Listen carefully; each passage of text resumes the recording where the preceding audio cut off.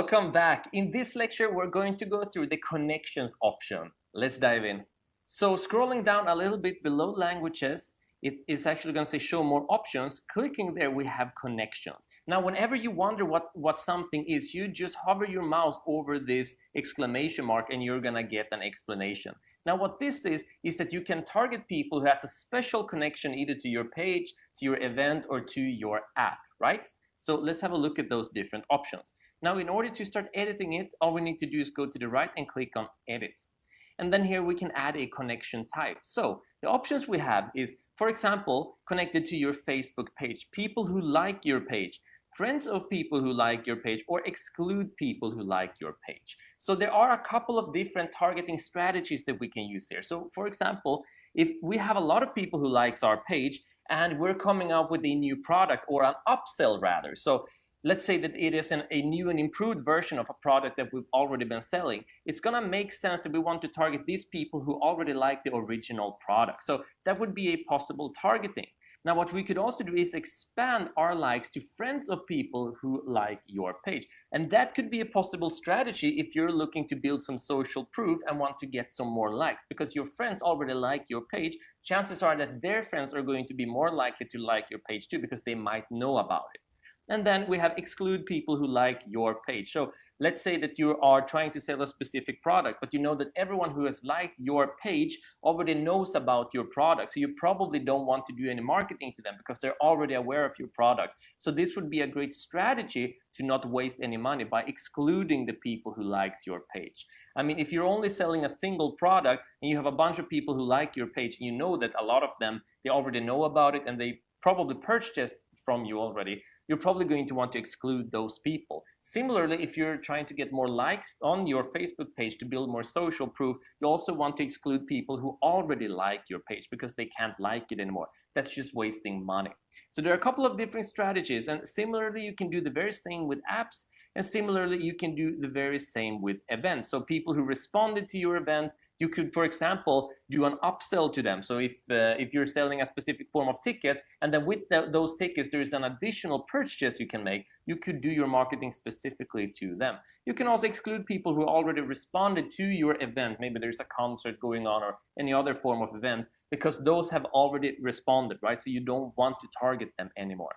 Then you can also click here on advanced combinations, and then you can start matching like people who are connected to. Then you can add a Patreon app, friends of people who are connected to, or exclude people who are connected to. So you're just combining the Facebook page or the app or the events and not just doing a single one of them.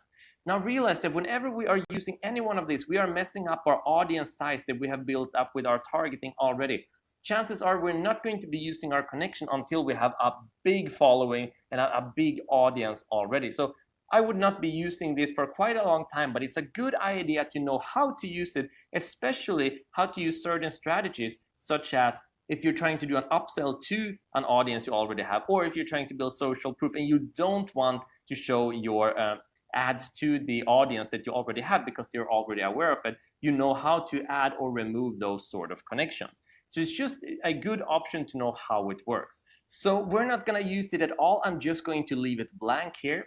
Now, the next thing we can do is that now when we have set our audience, we've done our connection, the languages, we've done our detailed targeting, the demographics, we've done the location, etc., we can actually save down this audience, right? Now, there's no point in saving down this audience right now because we don't know if this is a good audience or not. The only way to tell is by the results we're getting. So we have an entire section dedicated to audience we're going to speak about later on in the course. So for now, we're going to leave it. But I want you to know that if you should save it down, then this audience, everything we've set up here is going to become available right up here under use save audience. So you could use it right here. We're not going to do that. Now, what we are going to do, because we have been setting our targeting already, is that we know we targeted in the US. We have targeted between the age of 22 and 40. So I'm going to go up and I'm going to set that in my targeting. So I'm going to write here 22 to 40, and I'm going to make a space and a dash and another space. This is just because it's easier for me to see.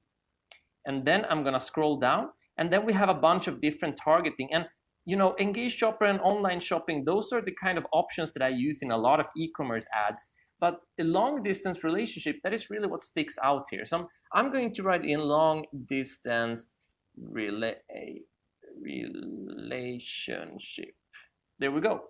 So now I know what kind of targeting this is. So should I want to try this one out, I could make a new ad set, and I could change the age, I could change the location targeting, or I could change the detail targeting. But more about that later in the course. That's called split testing or A/B testing, and I'm going to show you how that works in more detail. All right, so now we've set up this so we know what kind of setup we have. Now, scrolling down, what we're going to do up next is that we're going to start talking about placements. And this is a pretty big one as well. So stay excited, and I'll see you in the next lecture.